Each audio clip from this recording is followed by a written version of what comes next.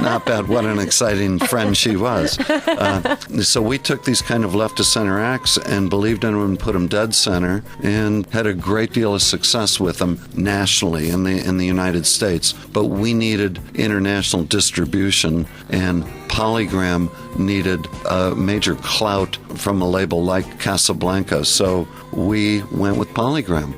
And we had worldwide distribution, worldwide presence, and worldwide success. Although along with Polygram came the accountants. I told you about the Porsche that Neil gave me when I started at Casablanca, and we were first class in travel. We had limousines for our artists. We treated them like kings, and they treated us like kings. And maybe we weren't the best with budgets, but we had a very, very high profile, and we had a lot of success, and everyone was reaping the dividends, and everyone was enjoying it. Artists loved Casablanca. So many artists wanted to be on Casablanca. But as I say, Polygram got involved, and they came in and said, well, you can't do that, and started tightening the belt. And within a year, I accepted a position at Capital EMI. It was actually called EMI America at the time, and that was during our first album released at EMI America when I arrived was David Bowie, Serious Moonlight. So all right, off we went. So when you went to EMI, that was effectively leaving Casablanca Polydor. That was it, Polygram. That was it. Excuse me. I left for EMI and Higher Ground, and that was Stray Cats and Pet Shop Boys and John Wade and Kim Carnes and David Bowie and Queensryche. Do you have, when you're working with an act, do you have any three steps? Step one, you go in and do what? Step two, and what do you do when you first meet an act? Well, what do? I shake hands and introduce myself. No, it's not all me. It takes a team. There was an A&R department that would acquire the act. There was a promotion team that would promote the act. And there was the artist development department, which was me, and I'd work with the act and determine, how we wanted to position the act. And I'd look at the act, like I say, in the studio and on the road, and we'd work on staging. We'd work everything from costumes to choreography to whatever it took. And believe me, many acts don't need or desire any choreography or costumes or wardrobe or anything.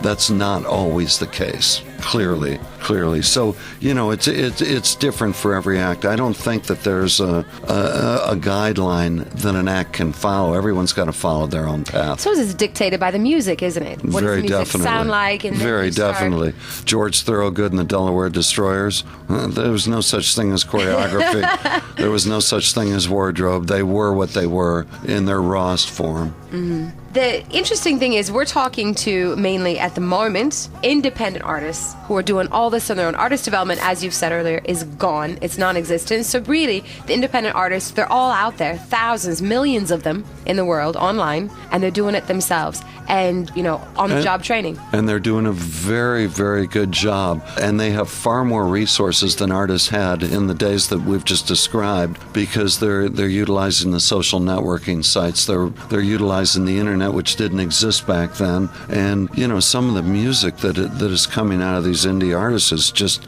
off the dial, unbelievably well produced without producers, without studios, they're using Pro Tools, they're using whatever they can piece together and patch together and doing an amazing job. And that's why I'm so excited about what you guys are doing.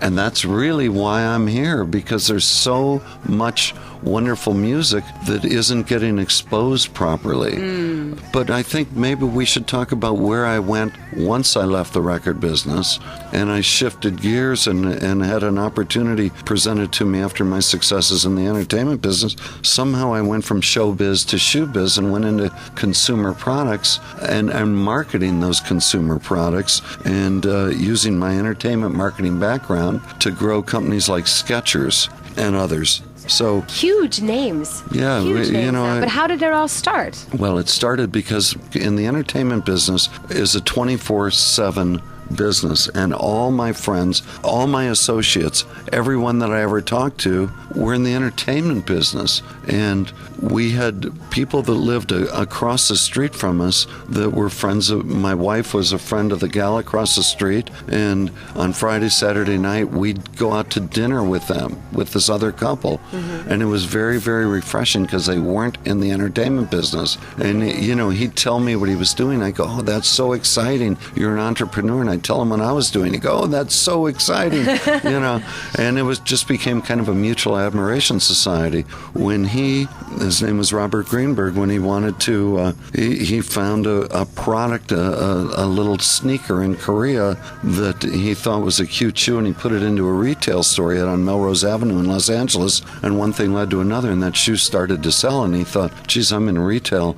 Retail's a very difficult business. What if I got into wholesale? And he started a company called LA Gear, and he painted me a picture that, you know, was very difficult to refuse. It was one of these opportunities that, you know, now as a father and a parent, I really thought that it was in the best interest of my family. I had done very, very well in the entertainment business as an executive, but the artists were the ones making the big bucks, not me.